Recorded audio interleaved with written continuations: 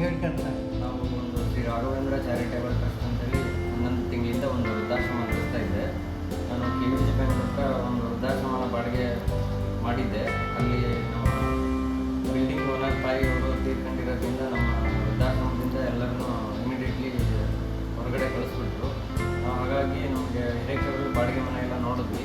ಎಲ್ಲೂ ನಮಗೆ ರೆಸಿಡೆನ್ಷಿಯಲ್ ಏರಿಯಾದಲ್ಲಿ ವೃದ್ಧಾಶ್ರಮ ಮಾಡಲಿಕ್ಕೆ ಯಾರೂ ಬಾಡಿಗೆ ಕೊಡಲಿಲ್ಲ. ಹಾಗಾಗಿ ನಾವೇನು ಮಾಡಿದ್ವಿ, ನಮಗೆಲ್ಲೂ ಉಳ್ಕೊಳ್ಳೋಕೆ ವ್ಯವಸ್ಥೆ ಇರದೇ ಕಾರಣ ನಾವು ಹಿರೇಕೆರೂರಿನ ಶ್ರೀ ದುರ್ಗಾದೇವಿ ಟೆಂಪಲ್ಗೆ ಬಂದು ಇವಾಗ ನಮ್ಮ ದುರ್ಗಾದೇವಿ ಟೆಂಪಲ್ ಅವ್ರ ಹತ್ರ ಮಾತಾಡಿ ಒಂದು ರೂಮನ್ನು ತೊಗೊಂಡು ನಮ್ಮ ವೃದ್ಧಾಶ್ರಮದಾಗಿರೋ ವಯೋವೃದ್ಧರಿಗೆ ಒಂದು ವ್ಯವಸ್ಥೆ ಮಾಡಿದ್ದೀನಿ.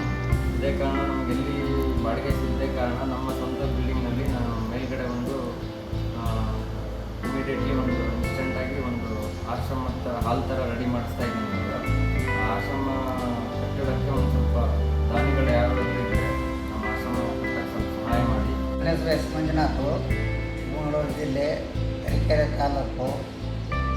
ನಾನು ಇಲ್ಲಿ ಹಿರೇಕೆರೂರು ತಾಲೂಕು ರಾಘವೇಂದ್ರ ಆಶ್ರಮಕ್ಕೆ ಬಂದು ಇದ್ದೆ. ಅಲ್ಲೆಲ್ಲ ನೋಡ್ಕೊತ ಇದ್ದರು. ಅಲ್ಲಿ ಓನರು ಡೆತ್ ಆದ ಕಾರಣ ಅಲ್ಲಿಂದ ಜಾಗ ಖಾಲಿ ಮಾಡಿಸಿದ್ದಾರೆ. ಆದ್ದರಿಂದ ಈಗ ನಮಗೆ ಜಾಗ ಇಲ್ಲ.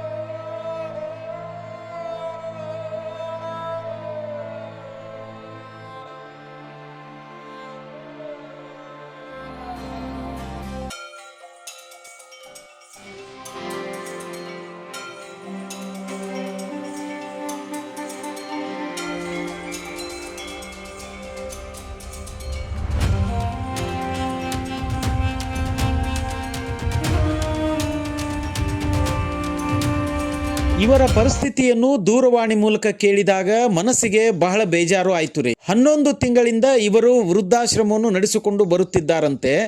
ಆದರೆ ಈಗ ಆರ್ಥಿಕ ಸಂಕಷ್ಟಕ್ಕೆ ಸಿಲುಕಿದ್ದಾರೆ. ಅವರ ಪರಿಸ್ಥಿತಿಯನ್ನು ಅವರ ಬಾಯಲ್ಲೇ ಹೇಳಿರುವುದರಿಂದ ಹೆಚ್ಚೇನು ನಾ ಹೇಳುವುದಿಲ್ಲ.